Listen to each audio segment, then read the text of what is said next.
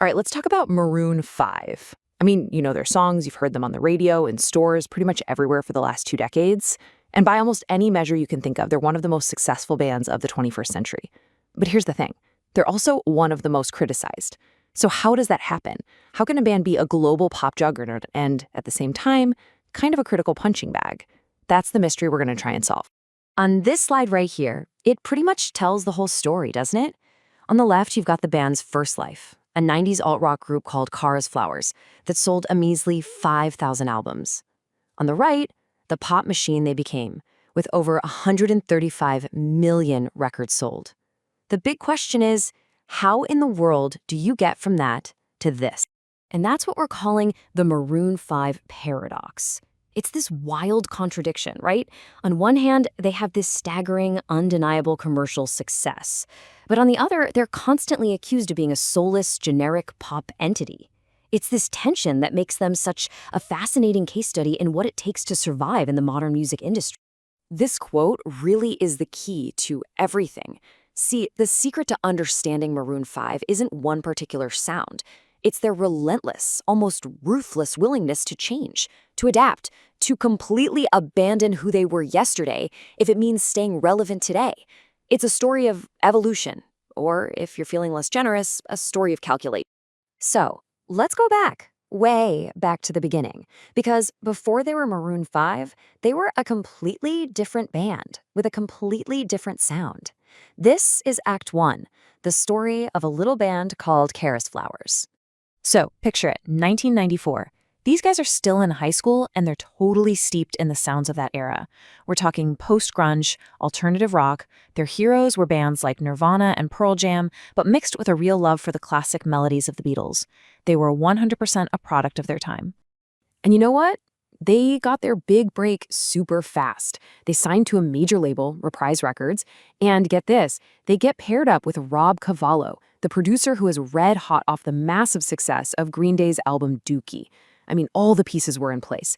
They were supposed to be the next big thing in 90s rock. And then, nothing. Their debut album, The Fourth World, sold just 5,000 copies. I'm going to say that again. 5,000, not 500,000. It was a complete and total commercial disaster. Yeah, the fallout was quick. The label dropped them almost immediately. And for most bands, that's it. That's the end of the story. A failed album, a dream crushed. And for them, it was really, really close to being the end. But it wasn't the end. In fact, that failure was the catalyst for their first great reinvention. So let's get into Act 2, the birth of Maroon 5 and the incredible, slow burn success of Songs About Jane. So what happened? Well, the guys went off to college, and Adam Levine and Jesse Carmichael ended up in New York, where they were just completely surrounded by a new world of music. R&B, soul, hip-hop. Levine has actually said that hearing Alia was a huge turning point.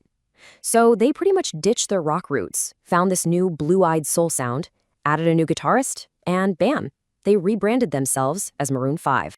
But even with this cool new sound, success did not happen overnight. Songs About Jane was a marathon, not a sprint.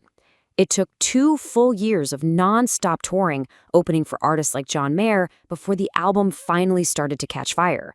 It was a slow, long grind that finally paid off with a Grammy for Best New Artist in 2005. And this chart just puts that comeback into perspective. It's stunning. From 5,000 albums sold as sFlowers to over 10 million for Songs About Jane, it is genuinely one of the most dramatic turnarounds in modern music history. And it all happened because they were willing to completely change their identity.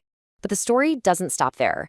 Because by 2010, the band was facing a second crisis, a second near-death experience. And this brings us to Act 3, the moment they stopped being just a band and became more like a brand. So their third album, Hands All Over, it just wasn't connecting with people. The whole music landscape had shifted again, this time towards pop that was infused with EDM. And for the second time in their career, Maroon 5 was on the verge of just fading away. So what do you do in that situation? You've already pulled off one miraculous reinvention.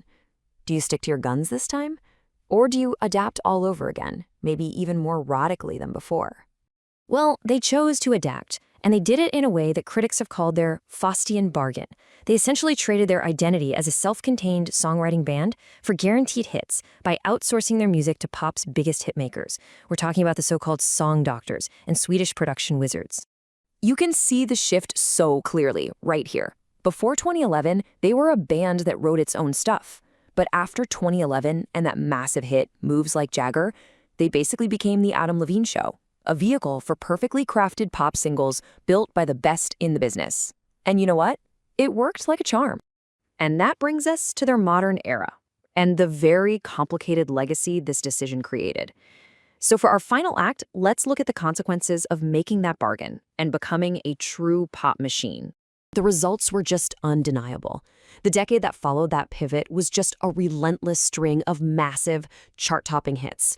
From Moves Like Jagger to Sugar to Girls Like You, they became more successful than they had ever been before. In fact, their strategy was so effective, it actually created a blueprint for other bands.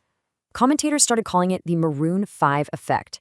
You know, when an established band abandons its original sound to start chasing pop trends just to stay on the radio. You can definitely see it in bands like One Republic or even Train. And the data is just staggering when you look at it. The most top 10 hits by any group this century, a record number of number ones on adult pop radio, over 100 million digital singles sold. I mean, by the numbers, they're absolute legends. But what was the cost? Well, critics argue they kind of undermined the very idea of what a rock band is. Their infamous Super Bowl performance was widely called bland and safe, and a lot of people feel like they stopped being a real collaborative group and just became a brand that's fronted by a celebrity. And that brings us right back to where we started. They exist in this weird space, as a paradox. They're a critically maligned pop machine that, in the eyes of many, sacrificed its soul. But at the same time, they are, undeniably, one of the most successful musical acts in history. And their whole story leaves us with this big, provocative question for the entire music industry. In an era that's just dominated by pop music, is this the only path forward for a band that wants to survive? Is the choice really that simple? Adapt or die?